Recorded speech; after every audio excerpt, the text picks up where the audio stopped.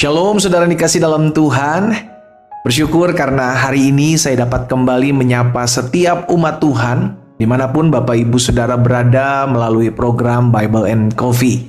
Saudara dikasih dalam Tuhan, hari ini kita akan sama-sama kembali merenungkan firman Tuhan karena kita percaya apa yang Yesus katakan, kita manusia hidup bukan dari roti saja, bukan dari makanan jasmani saja, tetapi kita hidup juga dari setiap perkataan yang keluar dari mulut Allah. Kita hidup karena firman Tuhan. Firman Tuhan yang memberikan kita kekuatan, firman Tuhan memberikan kita keberanian menghadapi setiap keadaan dan situasi, dan firman Tuhan yang menerangi jalan-jalan kita sehingga kita tahu ke arah mana kita harus melangkah. Melalui program Bible and Coffee ini sudah dikasih dalam Tuhan, mari sama-sama kita akan merenungkan firman Tuhan, kita berdoa, kita datang sama Tuhan. Bapak terima kasih buat hari yang dahsyat, hari yang luar biasa, hari di mana kami mengecap kebaikan Tuhan di negeri orang-orang hidup. Kami bersyukur, kami milik kepunyaan Tuhan. Kami tidak kekurangan suatu apapun yang baik. Kami bersyukur kami diselamatkan. Dan Tuhan menganugerahkan segala sesuatu yang indah dalam kehidupan kami. Itu sebabnya kami rindu untuk belajar firman-Mu. Karena firman-Mu memberikan kami pengharapan. Firman-Mu menyediakan jalan keluar bagi kami. Dan firman-Mu memberikan kami kekuatan untuk menghadapi setiap situasi yang ada. Sampaikan sesuatu bagi masing-masing kami, ya Allah Roh Kudus. Kami buka hati kami untuk firman-Mu. Bersabdalah, di dalam nama Tuhan Yesus Kristus kami berdoa. Haleluya. Amin, amin. Puji Tuhan. Saudara dikasih dalam Tuhan, saya percaya kita hidup di dunia ini ada aja orang-orang yang gak suka sama kita. Iya kan? Kita hidup bener aja ada yang gak suka sama kita. Bahkan apalagi kita hidupnya jahat begitu ya kan? Karena itu jangan berbuat jahat, saudaraku. Itu sebabnya kita mengingat satu kebenaran firman Tuhan dan satu peristiwa di mana Tuhan sanggup memakai situasi, Tuhan sanggup memakai keadaan, bahkan ketika ada orang-orang yang tidak senang dengan kita, ada orang-orang yang gak suka sama kita, akhirnya dia merancangkan yang jahat, dia merancangkan sesuatu tipu muslihat, tujuannya untuk menghancurkan hidup kita. Tapi kita percaya orang-orang yang berjalan dalam tangan Tuhan, orang-orang yang berjalan dalam tuntunan jalan Tuhan, maka Tuhan bisa memutarbalikan keadaan. Nah, hal ini terjadi dalam kehidupan Daud, saudara yang dikasih dalam Tuhan, ketika Daud ada dalam lingkungannya Saul, ya. Rupanya Saul ini jealous, Saul ini cemburu, ya. Kita lihat sama-sama dalam 1 Samuel pasal 18 ayat 12 dan ayat 13. 1 Samuel 18 ayat 12 dan 13. Saul menjadi takut kepada Daud karena Tuhan menyertai dia, sedang daripada Saul ia telah undur. Jadi Saul tahu nih bahwa Daud disertai Tuhan, Daud dipakai Tuhan nih. Nah, itu sebabnya karena memang dasar hatinya Saul ini jahat, sehingga akhirnya dia mereka-rekakan kejahatan terhadap diri Saul. Apa yang dia buat? Kita lihat di ayat 13. Sebab itu Saul menjauhkan Daud dari dekatnya, karena dulunya dia pemain kecapinya pribadi gitu ya saudara ya. Khusus diberikan kepada Daud untuk bermain kecapi bagi Saul, saudara. Tapi karena dia takut sama Daud, akhirnya dia mencoba menjauhkan Daud dari hidupnya, dari dirinya, dari kehidupannya. Dengan cara apa?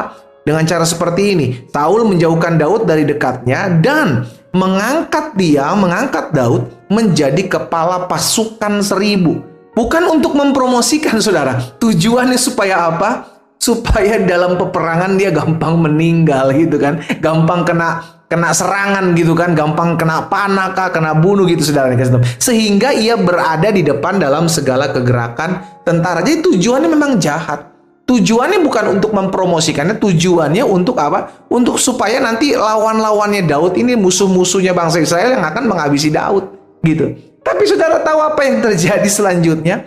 Yang tadinya rencana itu adalah rancangan jahatnya si Saul supaya Saul menghabiskan hidup Daud bukan dengan tangannya, tapi dengan tangan musuh orang-orang yang berperang melawan Daud, melawan bangsa Israel, karena Daud ada di bagian paling depan karena dia kepala pasukan 1000 sehingga dia berada di depan dari segala gerakan tentara.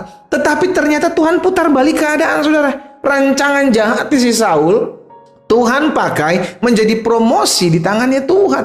Apa yang tercatat dilihat selanjutnya di ayat 16 dari 1 Samuel 18, masih di ayat 16. Alkitab mencatat begini, tetapi seluruh orang Israel dan orang Yehuda mengasihi Daud karena ia memimpin segala gerakan mereka.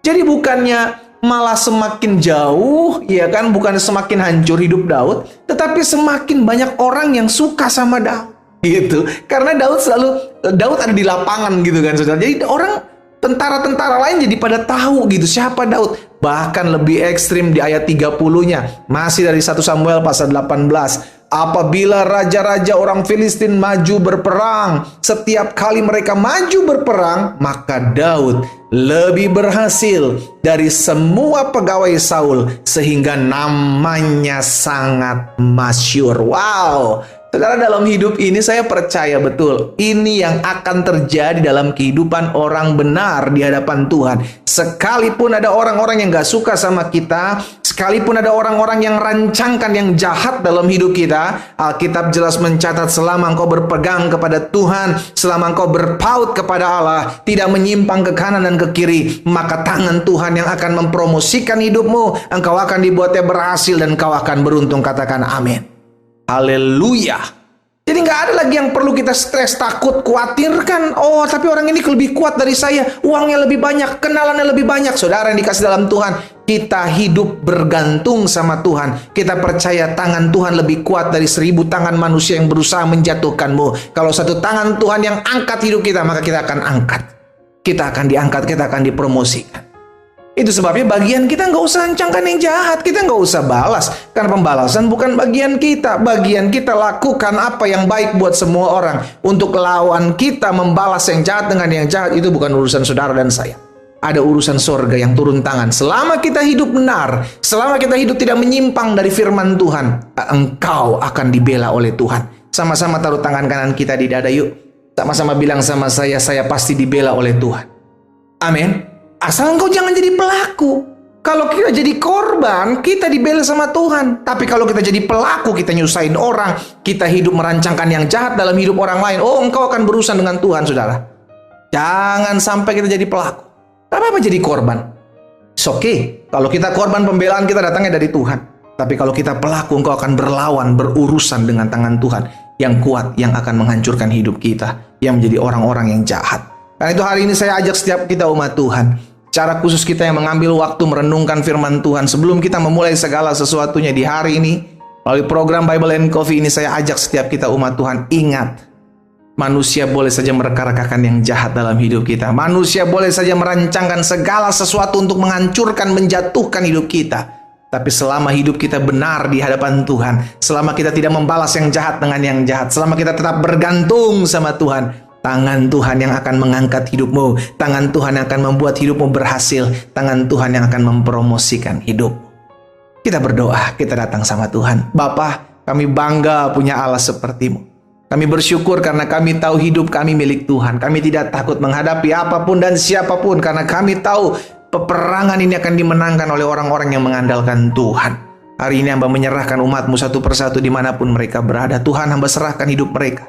Tuhan jaga mereka, Tuhan pagari. Kami tahu kami hidup dan tinggal di dunia yang semakin hari semakin jahat. Satu hal yang kami percaya, kami anak-anak Tuhan Yesus. Kami dijaga, kami dipelihara, kami ditolong Tuhan. Dan biarlah kami terus menjadi pelaku-pelaku firman Tuhan. Hamba berdoa ya Tuhan, menyerahkan umat-Mu satu persatu dimanapun mereka berada mendengarkan firman Tuhan. Tanamkan di hati mereka untuk tetap terus mengandalkan Tuhan, karena keadilan Tuhan yang akan tetap dinyatakan. Hamba berdoa yang sakit Tuhan jamah dan sembuhkan, yang berbeban berat Tuhan beri kelegaan, bahkan yang kehilangan pengharapan hari-hari ini, hamba berdoa dalam nama Yesus, tangan Tuhan yang kuat yang akan memberikan hati yang penuh dengan pengharapan di hati mereka.